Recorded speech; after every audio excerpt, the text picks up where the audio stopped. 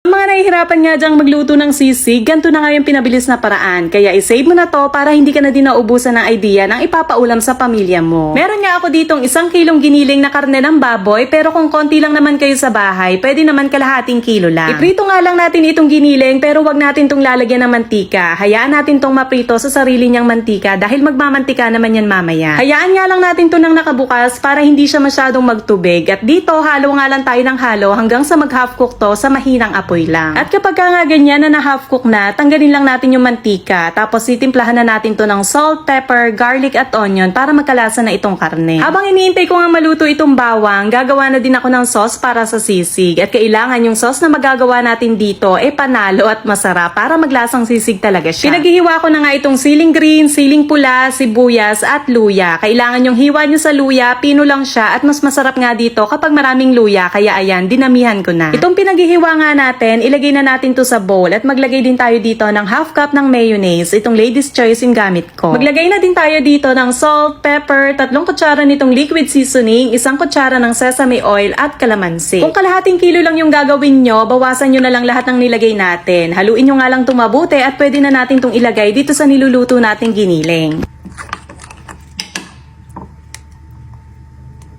Ihalo lang natin dyan yan at meron na tayong instant sisig. O diba, hindi mo na kailangan magpausok para lang makapag-ihaw o kaya magprito dahil giniling lang pwede ka nang makagawa ng sisig. Napakadali lang nitong gawin kaya kayang-kaya nyo din yan. Kahit nga wala ng sizzling plate, magagawa nyo yan. At dito pala sa gitna, naglagay din ako dito ng 2 itlog. Hinalo ko na din para maluto at ayan na, ready na ang ating sisig. Nako, kung nagkikrave yung asawa nyo ng sisig, lutuan nyo na yan. Huwag na kayong bumili sa labas dahil mapapamahal pa kayo. Ayan na siya guys, oh. At ang bango, haluin natin. Amoy sisig talaga.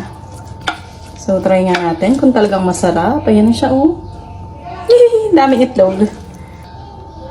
Ayan na, nagmamantika. Ayan.